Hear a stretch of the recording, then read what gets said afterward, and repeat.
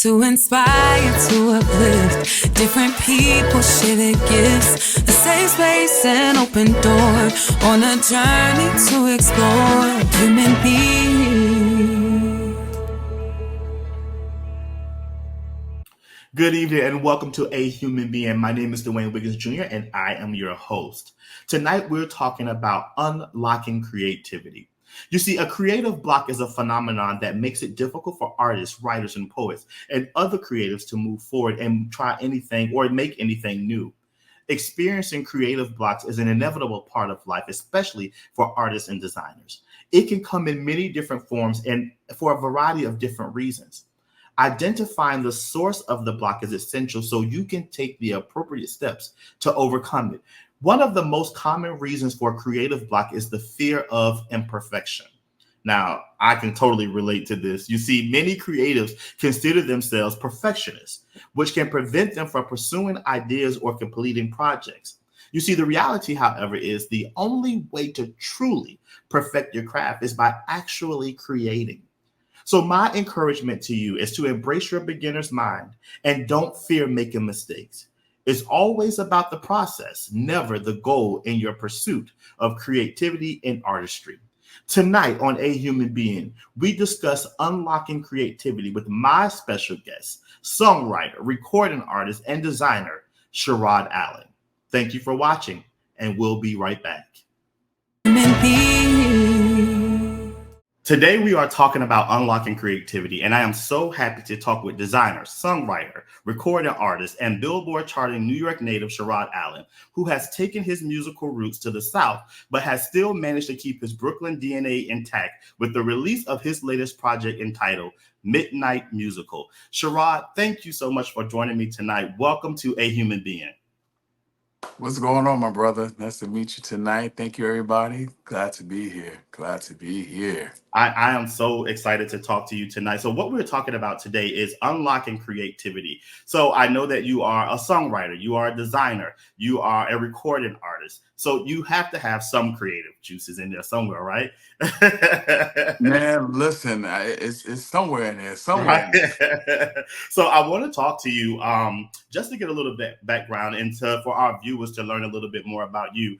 So let's focus on the songwriting aspect of it. Talk to us a little bit or about everything that you do. Just tell the people a little bit about who you are as an artist. Listen, hello, everyone, and thank you for having me on this wonderful platform with Brother Dwayne Wiggins. I'm telling you, I'm just glad to be here. Let's see, songwriting. Uh, I think it's just something that comes natural. Growing up, learning from a child, from being in the house and then, matriculating into church and all that other great stuff. I think that just comes with the territory once you find different areas that you like to be involved in. And music was one of those areas for me. And my journey in writing stimulated from just hearing different types of music, being around different elements, mainly so like my in my household growing up with my mom. She was a soul singer, always getting prepared for different things. And she would have me harmonize with like my brother and her with different types of songs that she was singing. And I got old recordings and stuff as a singing as children. And I'm like, wow, it's crazy. So being inspired by that allowed me to take a little it piqued my interest for more music, the musical side of things. And my grandmother, she sung as well too. Wow. She's from South Carolina, Bennettsville, South Carolina. So all of that, growing up in that household and that experience just, allowed me to explore.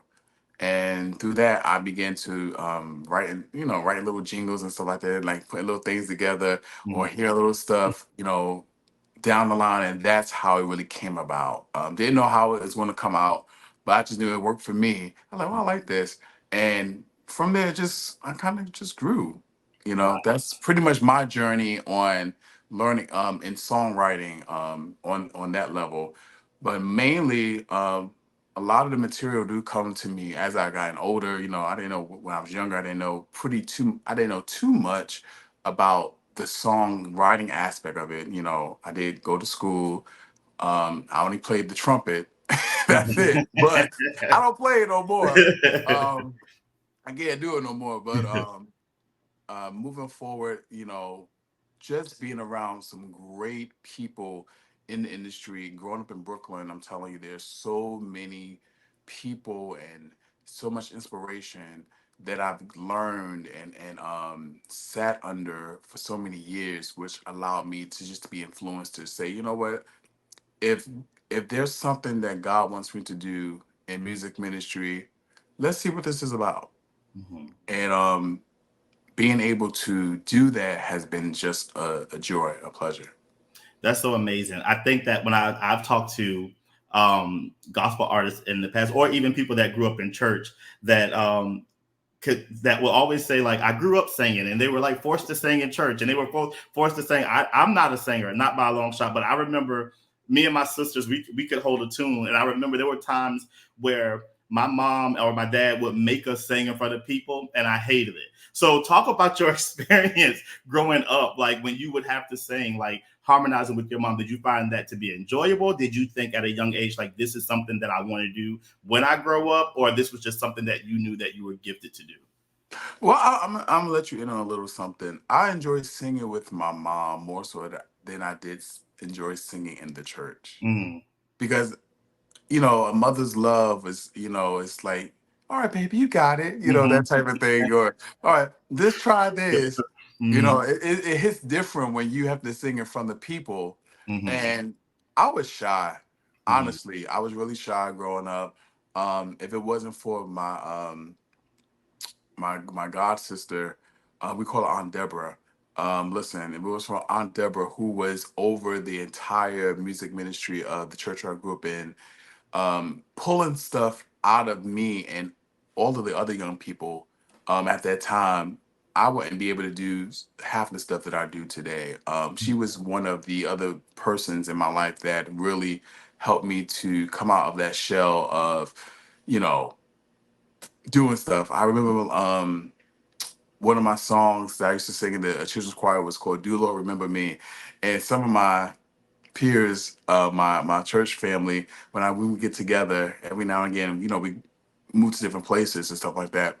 When we get together, we'll still talk about different songs and different things and stuff like that, and we'll laugh about just different things that we did. And so it's funny to me.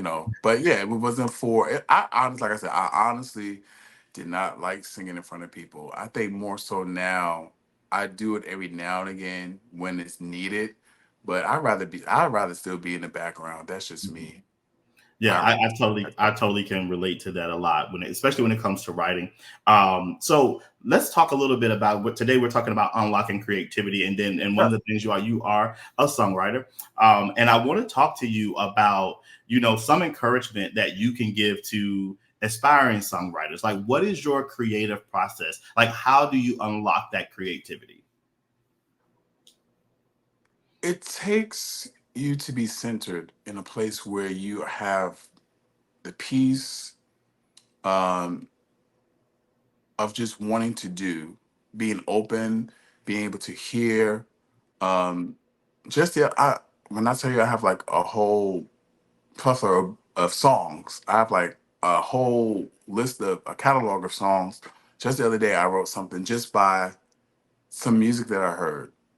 I'll get inspired by a ton of things. It could be anything. It could be a sound. It could be a situation. It could be something personal. It could be something that's not personal. It's just depending what it is.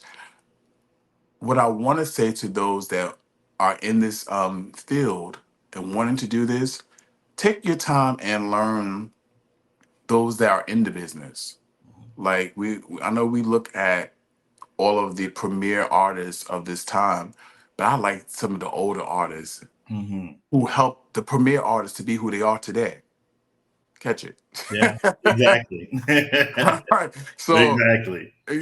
with that being said and done, we can't ever forget our aunts, our uncles, our choir directors, our choir directors, and those prominent singers who labored and paved the way for us. hmm So, going back to the roots of gospel, I'm a choir head, so I love choir music. I love churchy.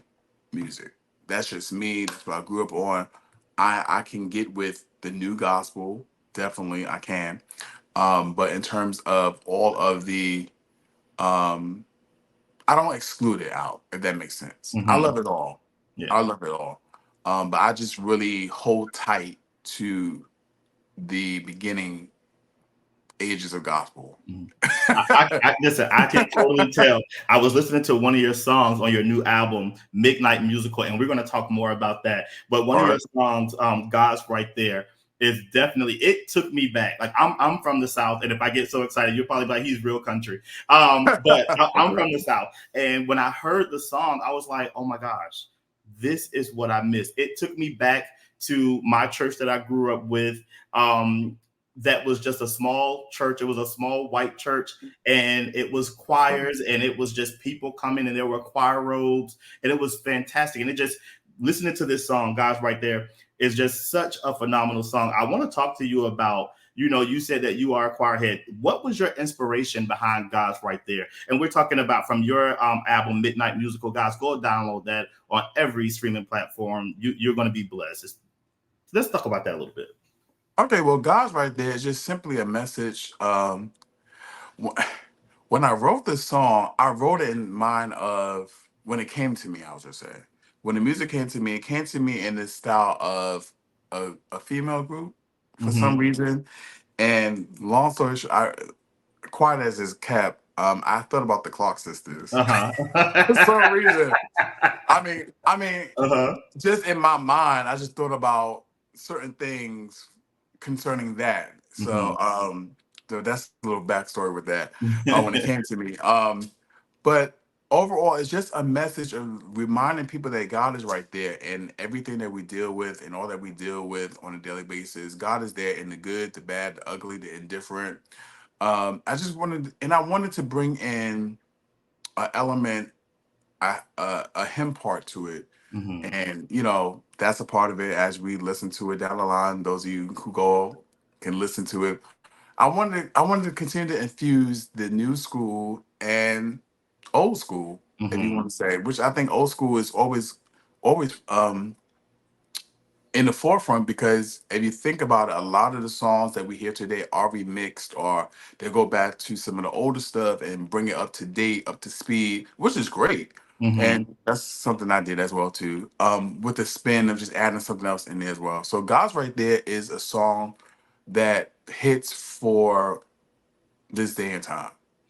I totally agree. The opening song, the opening line says, "He promised me that he would never leave me alone." I'm like, that alone is an encouragement to like many people, especially in the times. I don't care if you are 8, 18, 28, 38. I don't care. Like that can resonate with anybody. And I think that what's so Absolutely. fascinating about this song is the opening line, the opening lyric of the song is that he promised me that he would never leave me alone.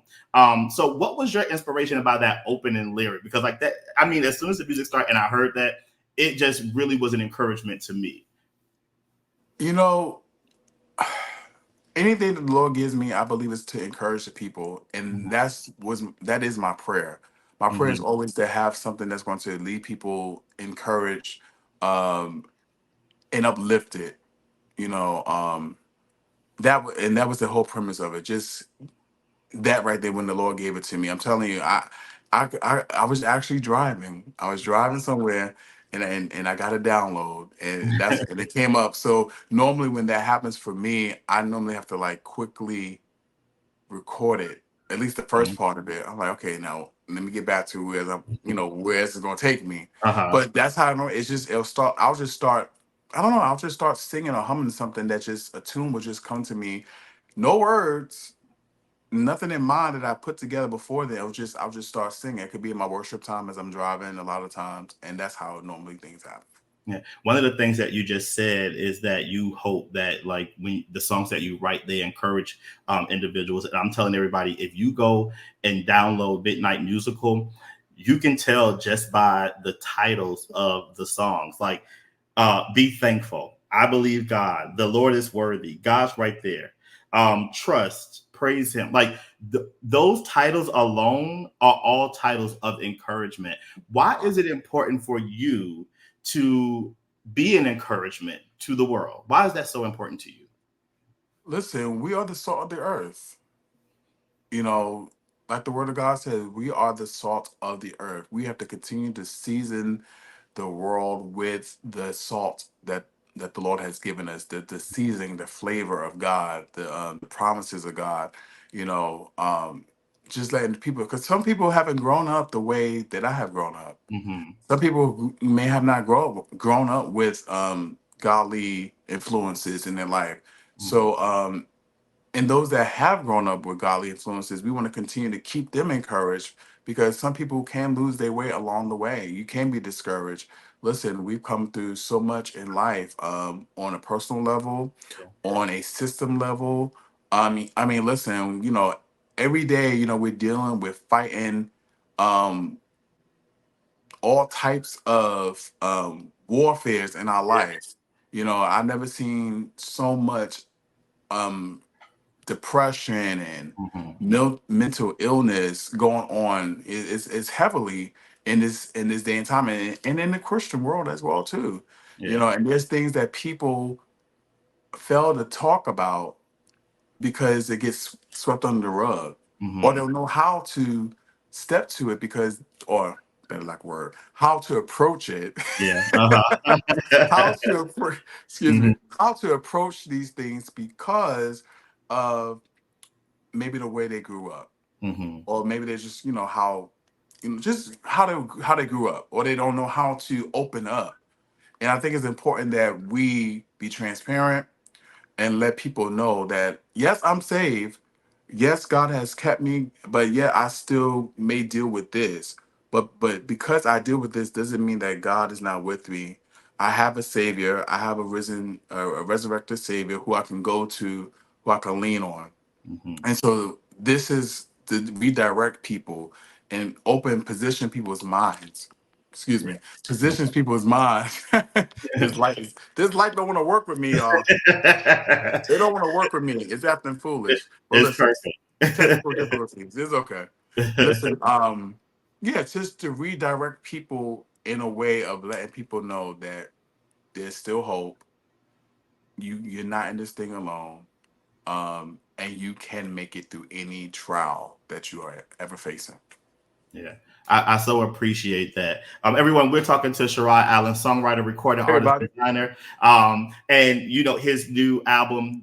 I think it's been out for a little while. Not brand new, but it's new. It's going to be new to a lot of you. But if Yes, you it don't is. have it, Yes, it go is. Don't download get it if you it. haven't gotten it yet. Right. If you haven't gotten it, it's new to you. But it's Midnight Musical. You can download it on all streaming platforms. And we're talking today about unlocking creativity. So, Sherrod, one of the things that you shared is that you are a designer. Talk to us about that. How did you become a designer? How did you get into that? What's your inspiration behind all of that?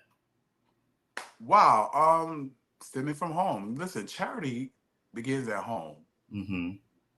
Everything that you need to unlock begins at home. Home could be your place of peace. Home could be the place of fellowship. Charity starts at home. And that's how a lot of this was cultivated. Going to church, Mm-hmm. uh, you know, having family, parents that took pride in making sure that me and my siblings look great, not just on a Sunday, but on an everyday basis. Taking pride in what you should do. And I will always love, especially around resurrection time. Well, I would say Easter back then until I knew the correct verbiage of it. Right. Resurrection. I want to say Easter for better like a word.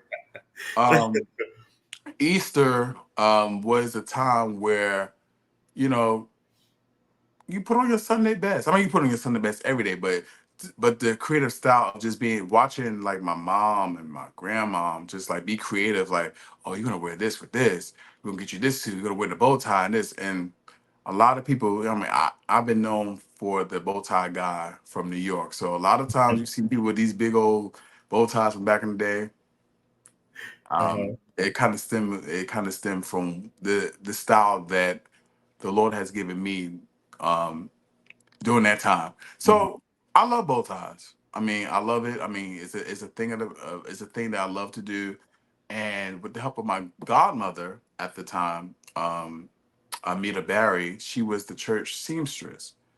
Oh, wow. So as I've gotten older, I was like, you know what? I want to put some stuff together. I want to put these colors with this and put this color with that. And she was very helpful in that area as well. She would make my suits back then and Nice. different things. So I mean, that's how I pretty much kind of gotten more into the fashion side of things. And then I had a few friends that kind of like what I was doing. It's like, hey, can you style me for this? Like, okay, so that's how I kind of went about as well too. More styling opportunities came. Was able to style some major people and still do to this day, and I'm grateful for that. But those are just the humble beginnings of having a love for what you do and watch it grow. Mm. And I'm grateful for that. Like I just love to see people look good, if that makes sense. I It mean, absolutely makes sense. I've styled artists, I've styled choirs, known and unknown, people that hit major stages. And I'm grateful for those opportunities Hmm. because it keeps me humble. It keeps me knowing that what God has given me is something that the world should see. Yeah. And I'm just grateful for it. Really grateful.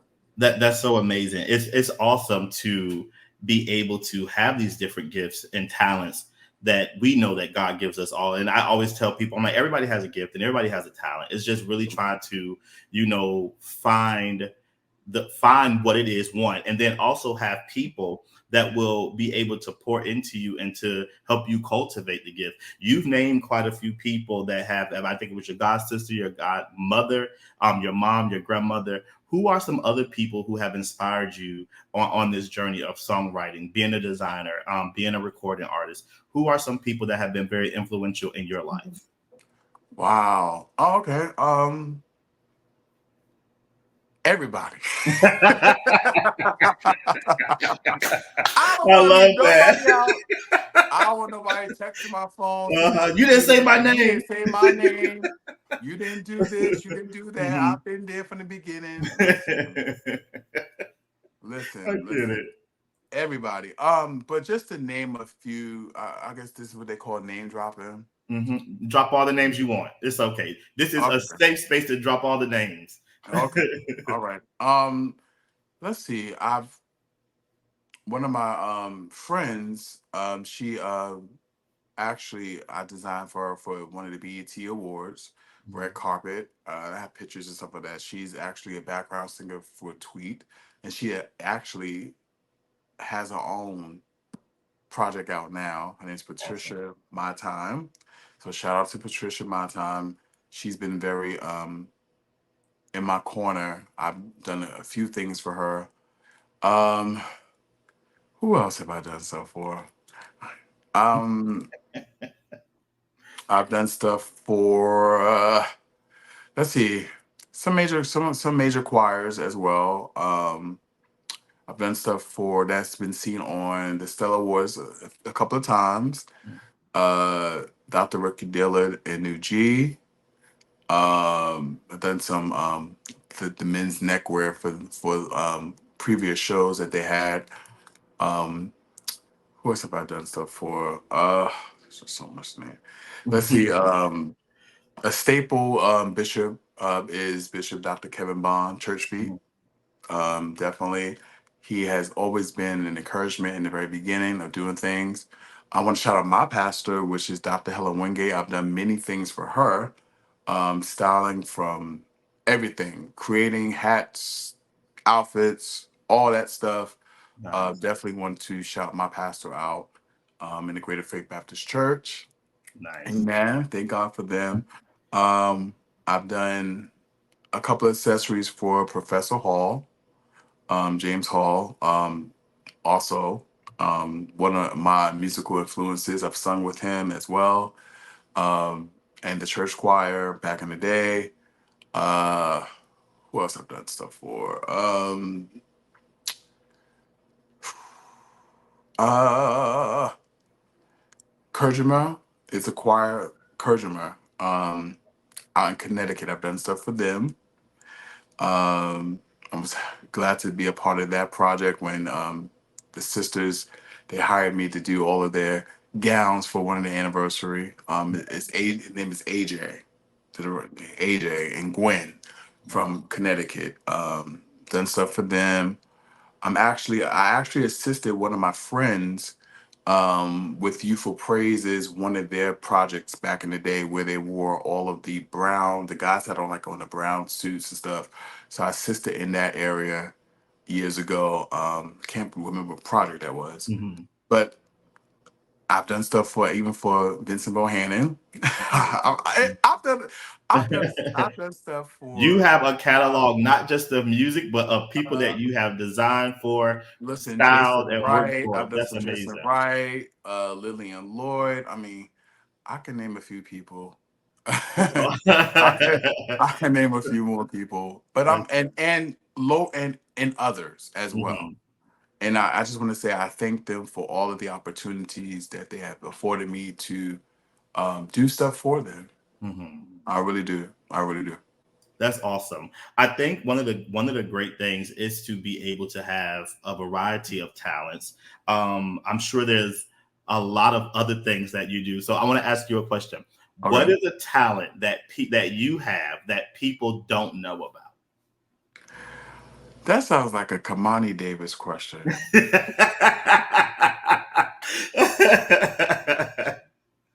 That's funny. Um, I love to cook. Who doesn't like? I mean, I have to eat. You know. Yeah. I mean, I thank God that I grew up in a household where I sat at the feet of my mom, my grandmother, and they cook. Mhm. You know, I watched stuff they done, and you know,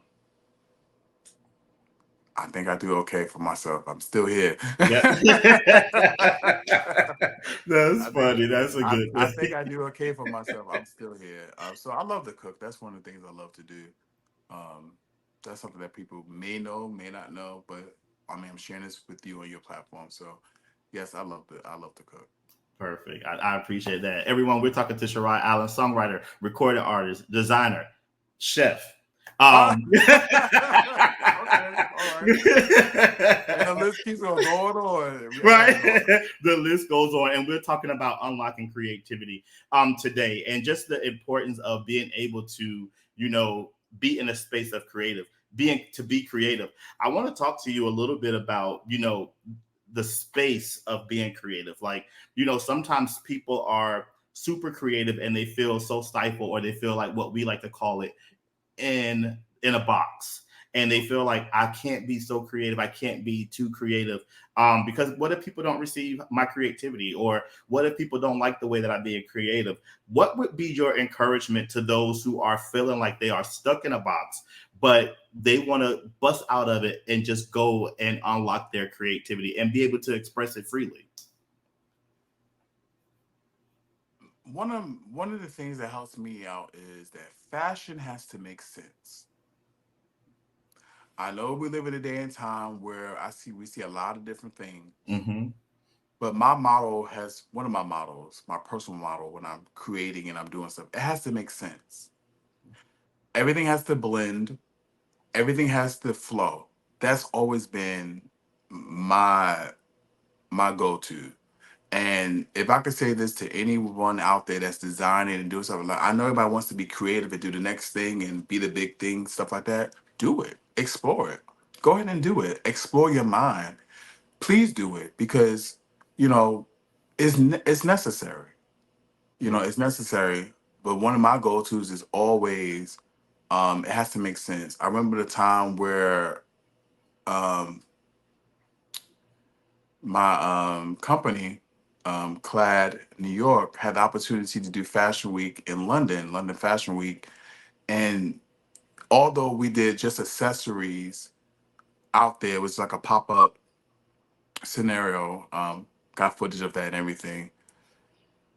I wanted to make sure that the accessories were highlighted. So I made sure that all of the models, got girls and the guys, they all had on the same dress, black. It was a nice black dress that was kind of short, whatever, All the guys had on like tuxedos, whatever, different neckwear. So you want to make sure that whatever you bring into the stage is appealing. So whatever you're showcasing, if you're going to just do a simple, like let's go back with that, like a black suit, you want to make sure if you want to accentuate the neckwear or the pocket square or maybe no neckwear, maybe it's the shoes or something. You just gotta have a base, and whatever your base is, please just make sure it makes sense.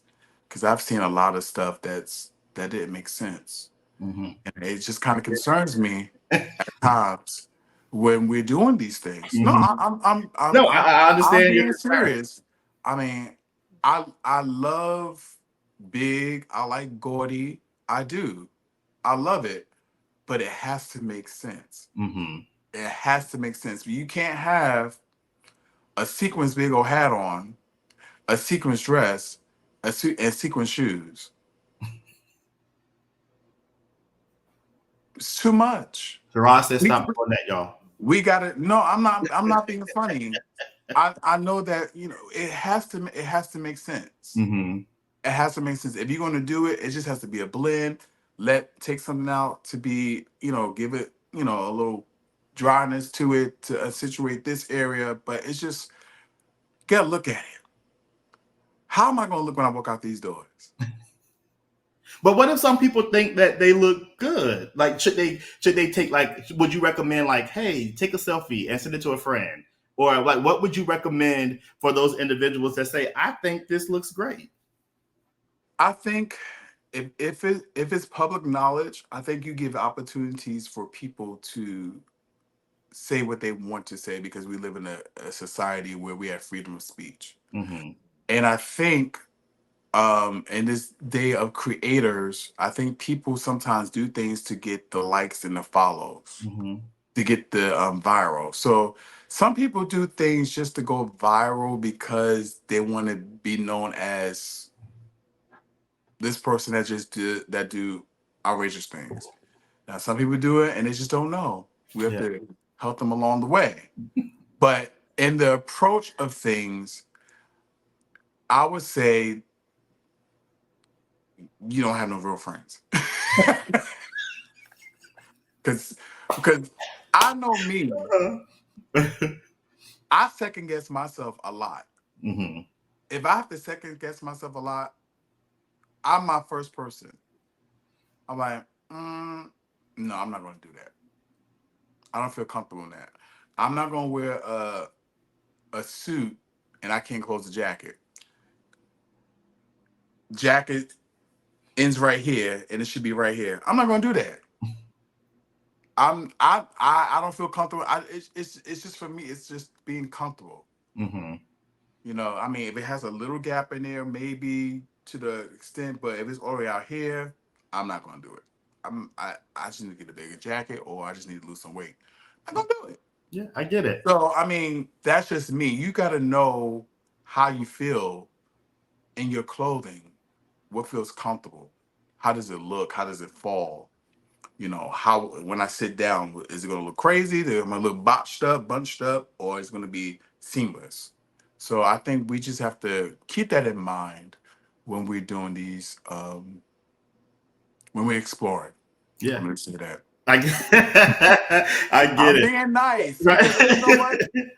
Because you know what? No one never told me this. I I learned this get on it. my own. And like I said, I've been around to see it. I've seen things. I know how fabrics should fall. I've studied fabrics on my own, shamus and whatever. I looked at this as like I've seen fabrics on different dresses and stuff like that's not the right fabric for. It's a nice style of dress, but that was the wrong choice of fabric for that because it's showing all of the extra goodness that everybody has. Yeah. And I'll just say it like that. Yeah. I think one of the things I do have a question. So my first question before I go into this, can people reach out to you for like fashion advice? Because you just gave us a ton of advice or a ton of things and for individuals that may have questions or concerns, can people reach out to you for fashion Absolutely. I'm available. I'm accessible. I'm approachable. advice? Okay. Listen, y'all, I'm a humble person. You can reach out to me. I do consultations. Yes. Right. Awesome. We'll make sure that we get all the information I to do all. consultations. Okay. You We'll know, make sure we get all the information to the viewers I that do will that watch too. this.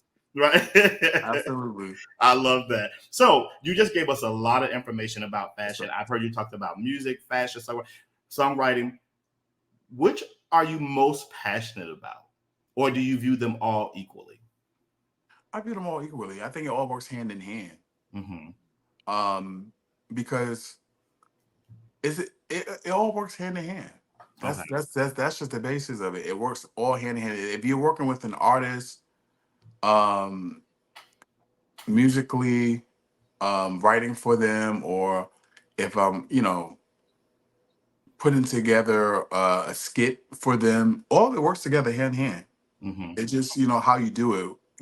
If it's a music video, I've styled for music videos too. Listen, it all works hand in hand. I love How that. if your song is talking, I'm not gonna put you in. If you're singing "Go Tell on the Mountain," I'm not gonna put you in a flowy outfit on "Go Tell on the Mountain." I'm Hmm. not gonna do that. I'm not gonna do that. You talking about sing "Go Tell" or a fast song, whatever, and you got all this extra stuff going on. You can't really get into. I mean, maybe you can, Hmm. but that's gonna be one messed up garb. That garb is gonna be messed up or have holes in it. 'Cause you try and keep it together. You step in, Uh-huh. extra holes in it. I mean, you just gotta know what to do. That's what I'm Uh-huh. saying. Whenever I know you just gotta know what to do. You just gotta Yeah. know. You gotta know your audience. You gotta read the room, as we say. Read the room. See Uh-huh. what's going on. That's so funny. We are talking to Sherrod Allen. I keep adding names like titles to yours. So we have songwriter, recording artist, designer, chef, comedian. He is Ah, hilarious. He is cracking me up today, and I'm so grateful, Sherrod, that you are being a part of this show tonight. But I want to talk to you before we go. I want to talk to you about your album, Midnight Musical. okay. Talk to you about the title, the inspiration. I know we talked earlier about the music, but I want to talk to you about this album because we really want people to go out and listen to it. As I said, I've heard one song. I have to run out somewhere and I'm gonna put this album on in my car. But I know I heard God's right there, and the song is phenomenal. Such an encouraging song, such a song as the young people say, such a bop. It is Such a boss. Yeah. it really, really is a great song. So talk to me about the inspiration behind the title Midnight Musical. Okay. I wanted to bring back the essence of the time, and when we, as me growing up, and those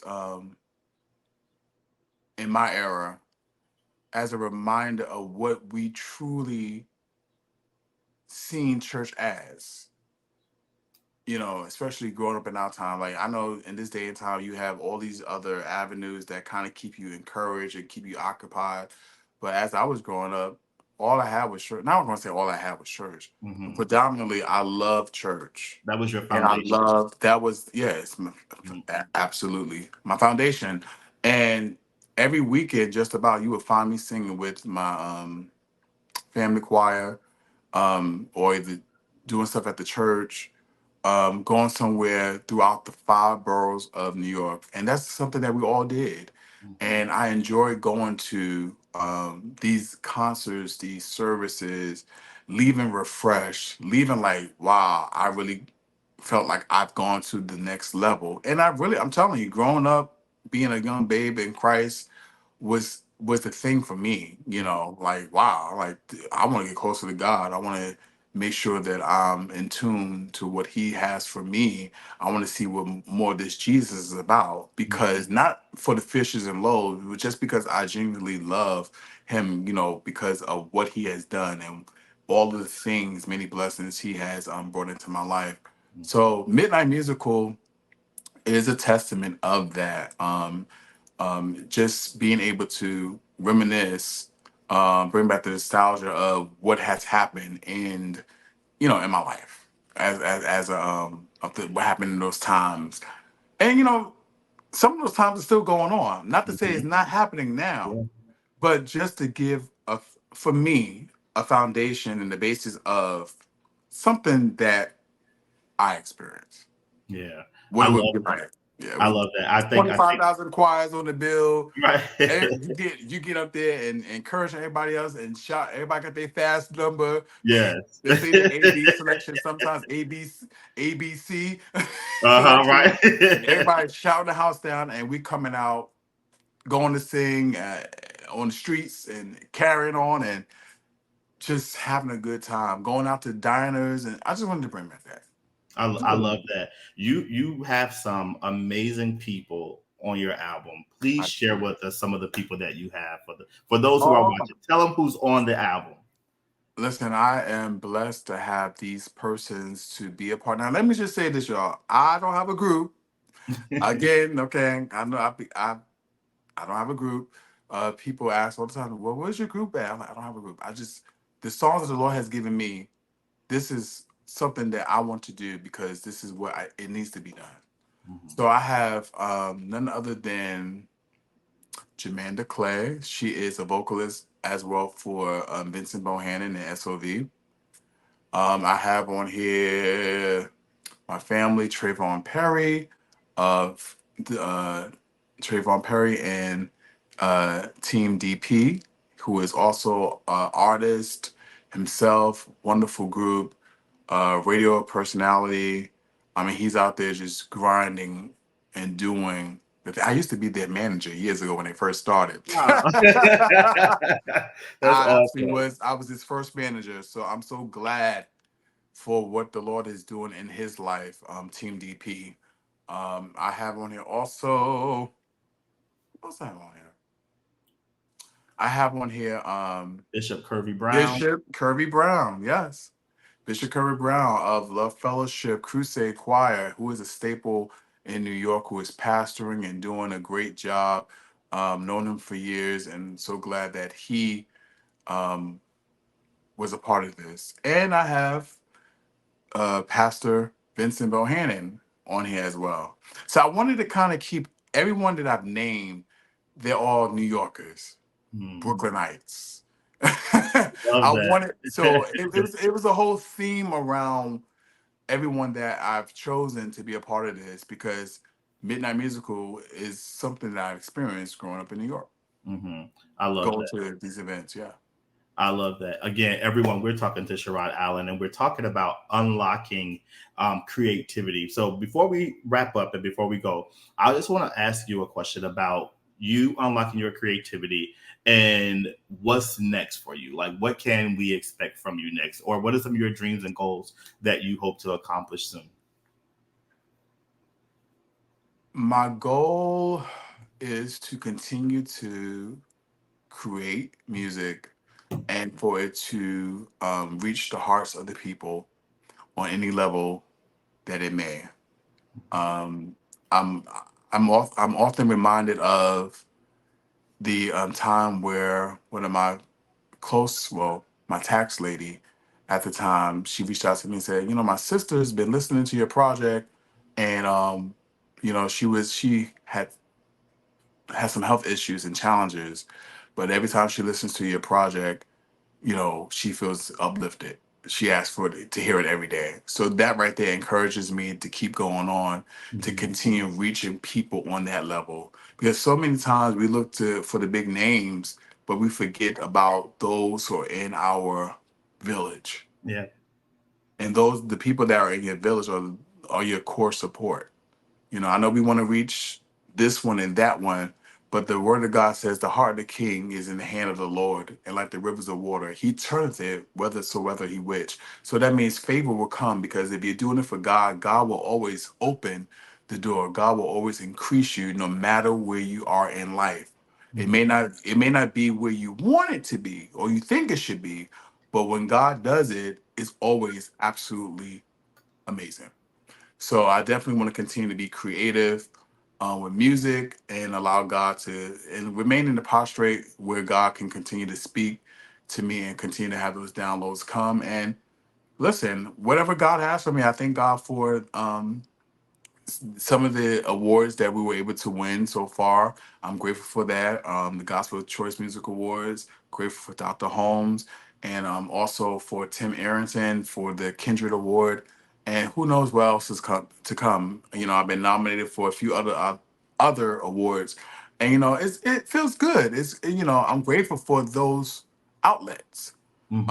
But like I always say, in any opportunity, I always like to say, the greatest reward is to hear the Lord say, "Well done." That's the Yes. greatest reward. Not no time soon. No, no time soon. Okay, okay, but no time soon. Yeah, right. Um, but just to be able to hear God say, that the Lord is pleased with what I'm doing is Yeah, all worth the while. yeah. I'm so grateful that you joined me tonight on A Human Being, and congratulations on your awards and all the awards that will come. I wish you nothing but the best. At the end of this interview, we are going to play one of the songs from Midnight Musical, God's Right There. So as soon as this interview is over, stay on and you can listen to God's Right There from Sherrod Allen's album Midnight Musical. So Sherrod, before we leave, just some encouragement to the people that are watching. Any encouragement that you have for them, please share it with them. Listen, just be authentic. Continue to love on yourself. Continue to trust God, and everything will work out. Whoever is supposed to be in your corner will be in your corner. And whatever dreams and aspirations and goals that you may have in life, pursue them. Weebles wobble, Weebles wobble. What's that saying? I said it. I messed it up, y'all. No, it's all But Weebles may wobble, but it uh-huh. don't fall down. I Yes. think that's how you say it. That But is, yeah. and you may go through turbulent situations, but as long as you continue to persevere, continue to press, like Paul said, I press towards the mark and the prize of the high call of God, which is in Christ Jesus. Listen, continue to press. And as long as you on track with God, you're on track. Don't Yeah. matter, no matter. I should have did this 20 years ago. No, you on track right now because 20 years ago you wasn't focused. You're focused now. Yeah. I love So that. I say that all the time. just get it. Just like Nike says, what? Just do it. Yeah. Just Just do do it. it. Just do it. Sherrod Allen, thank you so much for joining me tonight. I Thank really you, Dwayne. appreciate you. And to all of you that are watching, thank you so much for watching A Human Being. Stay tuned for God's Right There. Good night. Night.